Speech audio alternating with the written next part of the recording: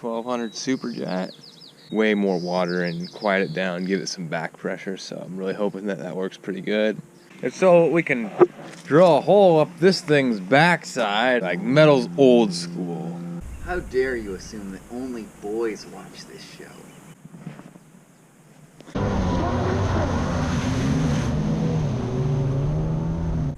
Hey guys, it's Jacob here. Right here, we got the 1200 superjet. And I'm going to be trying to go through and fix some of the gremlins in it and show you what I'm doing here. So, before I had the battery was in the stock location down there, and it was just a smaller battery, and it's a huge pain to get in and out of there. So, I'm going to be running that in the nose down there since I don't have a water box. And I'm not gonna go to the trouble of making one and putting one in there. It's just a huge amount of work.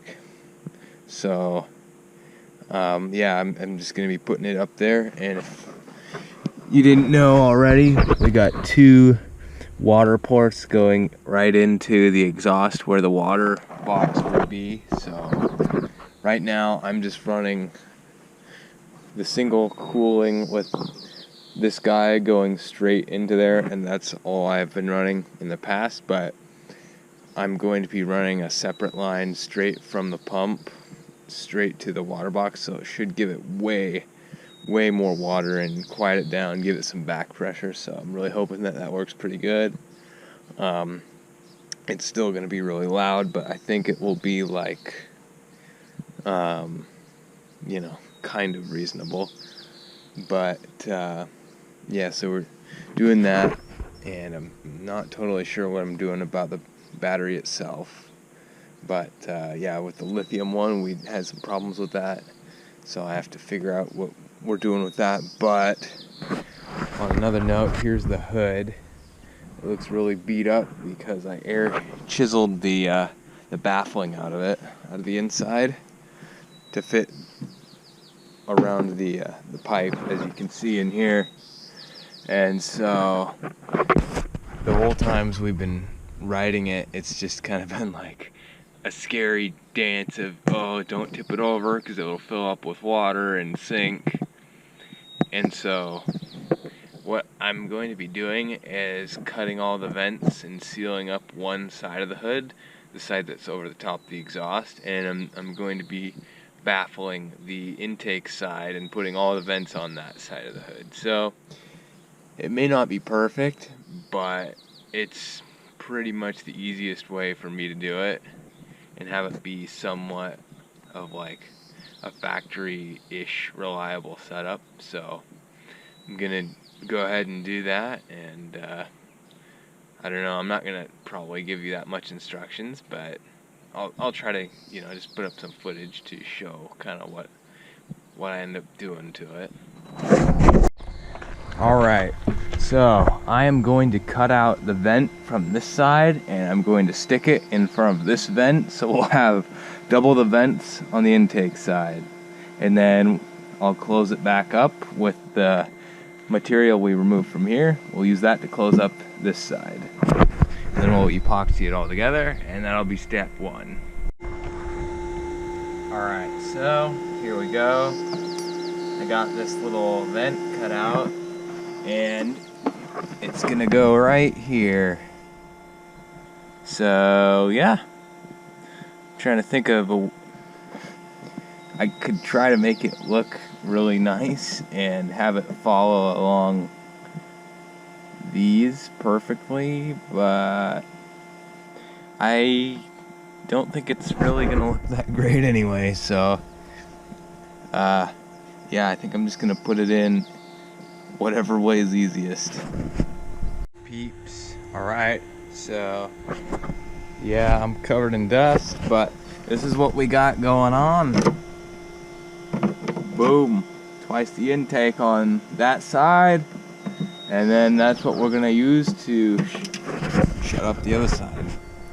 Simple as that. We're gonna have these front holes that I'm gonna block off too, And yeah, you know, I think we get enough air through the hood for a triple, but I don't think it would work.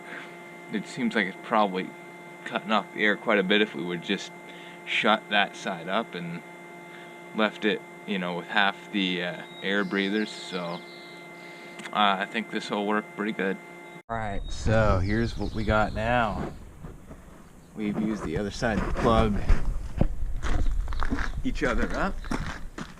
I used a piece of credit card and screwed it to the pieces to fasten them in place. And I'm gonna now tape up the edges, and I'm gonna lay some epoxy on there from the other side. And just like that, we're all taped up. And now I'm just gonna epoxy in the cracks, and I may have to lay in some fiberglass strips. But yeah, that's how I get them in place. And now we gotta get to it. I guess while we're at it, let's do a picture of where we're at on the hood. It's super dark out and you probably can't see anything. But yeah, vents all in there. And I don't know, it looks like crap. I gotta sand it a lot, and I don't really want to do it. But I have to do it for the internet, I guess. So here's how the hood is looking. And yeah, from like maybe on the TV it doesn't look super ugly, but in real life it's pretty bad. But you know, I can fix that later. You know, we're going for function first. So, but yeah, I've got the hood vents blocked off on this side, and they're all put in over here. And let's see, to give you guys a little look, no baffling. So I think I'm gonna maybe get some of that super thin wood and laminate it in with fiberglass to make a baffle on this side, because this is the side where the exhaust is, and that's where there's not really enough room for this hood. But yeah, I think I'm gonna get some of that really thin wood and laminate it in on this side with some fiberglass strips and resin, and then make a little hole in the back for the air to get in, and hopefully that'll keep a little bit of water out. I don't know, probably better than, well, it's probably the best thing I'm gonna come up with, and the easiest best thing that I'm gonna come up with. So but that is another thing. So how you doing, viewers? Got a lot going on today. It's Jacob again. We got Jason here building some insane engines or something. But I tell you what I got going on here. You should check out this big dog here. So we got the Solus mag pump with our really tall scat impeller, and getting that baby all set up. But what I'm doing now is, well, let me ask you this. What is the purpose of this here drill? Actually, you probably can't even see it. What is the purpose of this here drill? Well, it's so we can drill a hole up this thing's backside and ream rod one of these plastic hoses up there, so we can have our dual cooling setup or whatever, which I'm not going to hook it up both to the engine.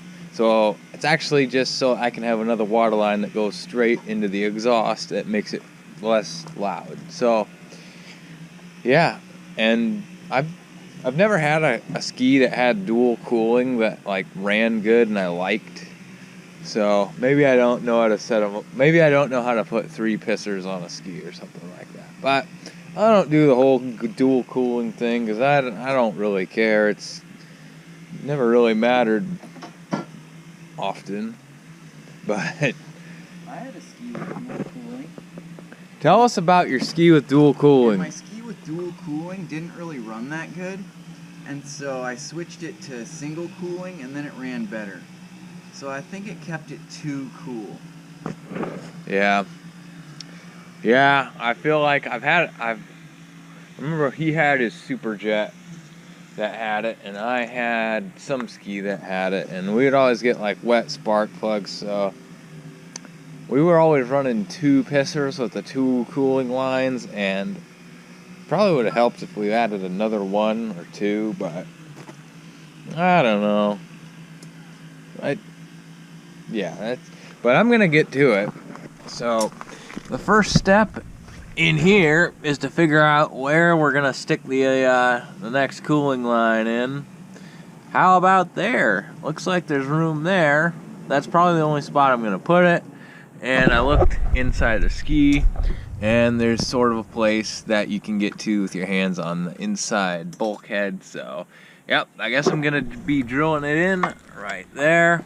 So, I don't really know if I'm gonna actually film me trying to do this, but if you want to do it at home, I'll tell you, go to Harbor Freight, get yourself one of these super long drill bits, and yeah, I've never done this before, so I don't know what I'm doing. I've done a few, like, you drill a hole in the backside for an exhaust out the rear. You like that 3.5 inch exhaust on here? That's almost as big as the nozzle diameter. But yeah, so this is gonna be interesting. Hopefully it works. And the hardware store had it had plastic, right? It didn't have any of this stuff in metal, so you know what they say, like metal's old school. So plastic is like the new tech, right? Plastic's good. Metal's old school. So okay, yep. Hopefully that's right. I think the stock ones on here are plastic, so that's what I'm gonna do, and we'll see if it works. Looks.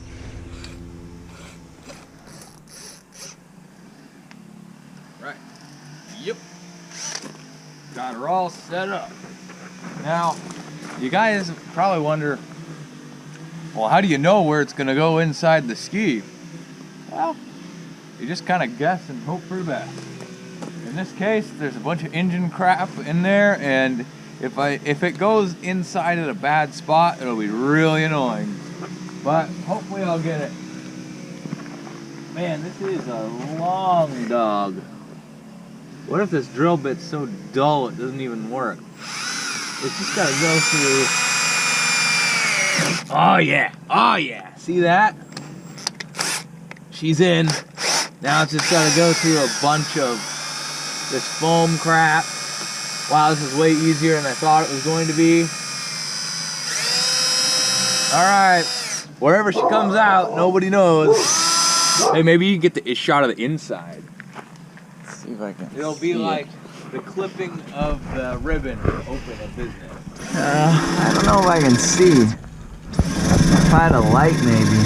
Well, he doesn't have a light, folks. Looks like we're not gonna see it.